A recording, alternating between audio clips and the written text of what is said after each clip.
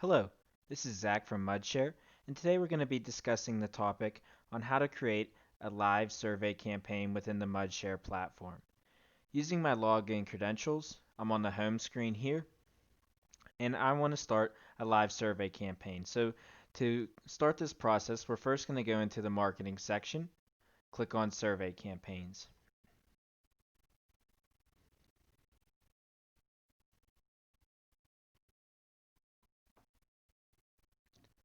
Once loaded, you'll see a list of all your campaigns below here, but to create a new campaign, we're going to use our action items below. By clicking on Create Survey Campaign, this is how we'll start the process. First, we'll give our name here on what we want to name the campaign. So we're going to name this Phone Campaign 2020. Our type is going to be our live phone survey. We have the ability to set tags here, and we're going to create this as Phone Survey 1. If you have any questions about tagging, please refer to the video created on tagging. Our keyword, we can use the Mudshare platform's auto-generate tool. And then finally, we can add a description.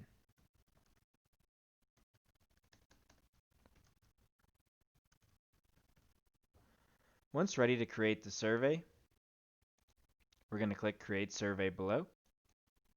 And that's going to take us into our Edit Survey screen. To the left, you can see all the information that has been brought over from the beginning initial stages of the Create Survey campaign.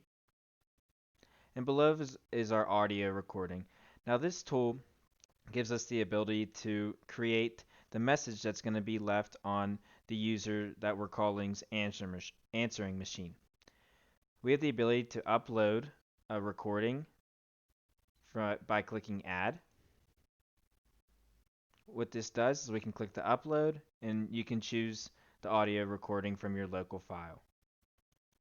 Another option within the Mudshare platform is users have the ability to record a message using your cell phone. By clicking on the record message, you can type in the phone number that you would like the system to call you, and it's going to take you through a step-by-step process on recording a voice message to send out to people's answering machines. So those are the two ways to create a voicemail within the system. To the right, you have the ability as a user to schedule on when you want to activate this campaign and start it. Below are user teams. You can see that there's many options, but this is the ability to assign users to specific teams on who you want to run this campaign. And then this ability to check will give users access to the campaign to start the overall process. Our threshold, this is a nice key feature that will send you a notification when you have 100 phone calls left to be made. Max number of households. This is grayed out here since we're doing a phone survey campaign, so as a user you don't have to worry about that. Bypass duplicates is automatically enabled to avoid duplicate phone calling, and predictive dialer is automatically disabled. So once you're comfortable with the general information, best practice is to save this general information. Next, we're going to move on to the script. I'm going to click the script tab here. And the first question that we can ask on our survey is this is where you'd apply that information. So my first question is going to be, do you support John Smith in this upcoming election? Once ready to add the question, below we can click Add Question. And now we can add the responses to each question, like a multiple choice answer. So by clicking the add, we can add the answer here. My first answer is going to be yes. And to save that answer, simply click modify. I'm going to add another answer. This answer is going to be no. I'm going to click modify again to save it. And then finally, I'll add one more answer. And I'm going to change this to undecided.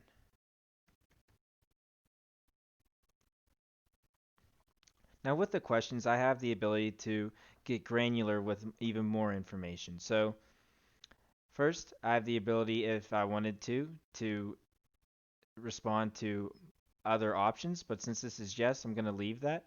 But I'm also going to mark them with a database tag. So for clean data and purposes in the future, I'll know that every time a person chose yes, they'll be under our supporter tag, and I can go back and review all supporter information.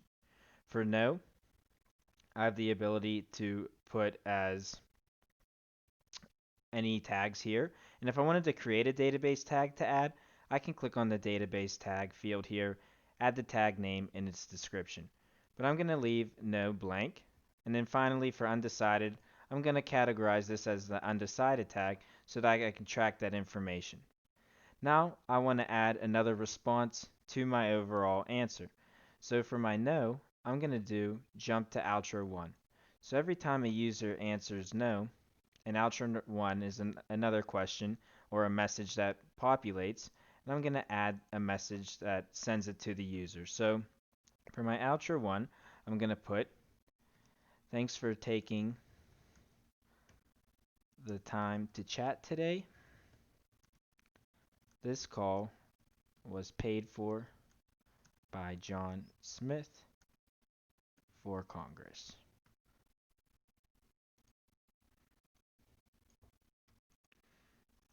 And then once I'm ready, I'm going to save this message text.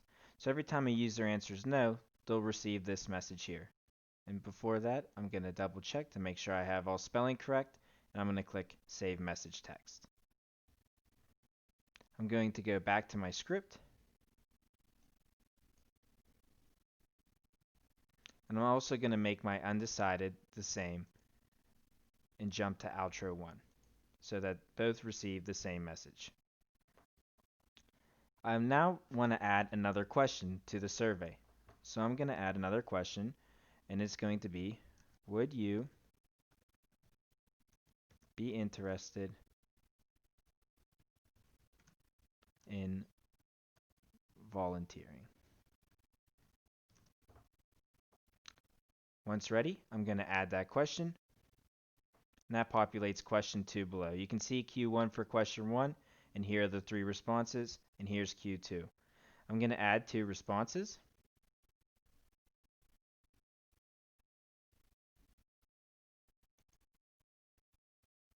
And by scrolling down, here are the response answers. I'm going to make the first answer yes, and click modify to save that response.